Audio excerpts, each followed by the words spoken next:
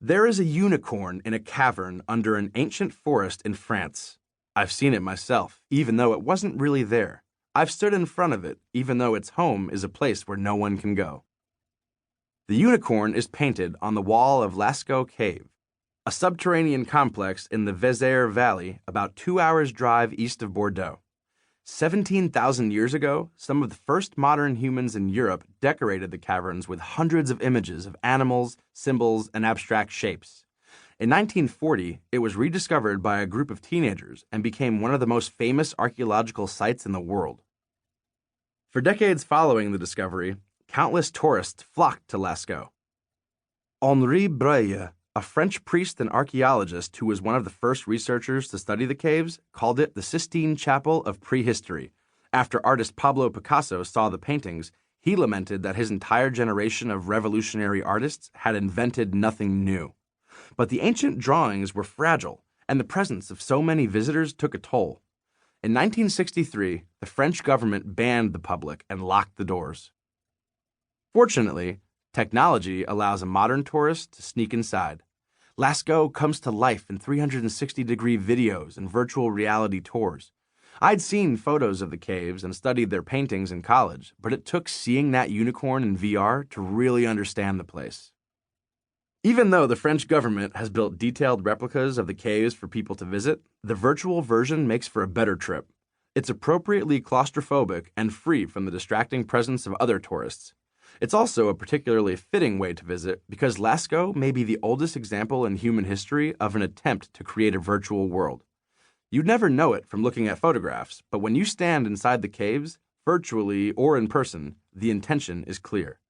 Just like VR headsets block the real world from view, the caverns separate a visitor from the forest above.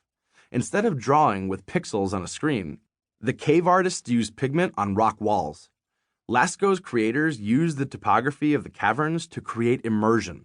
A chamber decorated with sketches of wild horses isn't just a jumble of drawings, but a herd that surrounds the viewer. They used perspective tricks to make the illustrations seem three-dimensional. The body of an ox is presented in profile, but its head is turned to face the viewer. And they use the shape of the rock to give their art depth and form. For example, a twist in a wall makes a deer appear to turn away as it dashes around a corner.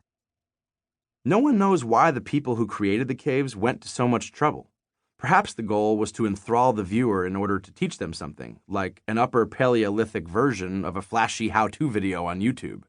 As writer and technology expert Howard Rheingold suggests, subterranean cyberspaces like Lascaux may have served to imprint information on the minds of the first technologists. Or maybe the caves were immersive entertainment, an attempt to tell a story in the most realistic way possible, to convey the excitement of hunting without the risk of getting gored or trampled. In the millennia after the cavemen left their caves, increasingly advanced civilizations created increasingly sophisticated immersive entertainment. Around 2,500 years ago, the ancient Greeks built their own VR viewers out of wood, stone, and marble. The word theater comes from the Greek verb theastai, or literally, to view. These technological marvels exploited then cutting-edge science in order to trick audiences, including acoustics, semicircular amphitheaters enhance sound waves, allowing large audiences to hear voices at a distance, and mechanics. A wooden crane called a machine lifted actors into the air and made them appear to be flying. It's the device that made possible the Deus Ex Machina. Elaborate costumes, handheld props, and painted scenery panels helped complete the illusion, transforming the stage into a fantastic environment. Other cultures created virtual worlds through visual arts like sculpture and painting. Qin Shi Huang, the first emperor of China, started building a city-sized mausoleum around 246 BC, filling it with terracotta sculptures of his soldiers, pets, musicians, and palace officials, a kind of simulated palace for him to occupy in the afterlife. The Romans used frescoes to transform their homes from dingy concrete into more pleasant realities, covering entire walls with illusionistic images. Buildings in the city of Pompeii, preserved after the eruption of Mount Vesuvius in AD 79, reveal interior rooms painted so that they appear to have balconies and windows that open up onto lush imaginary landscapes.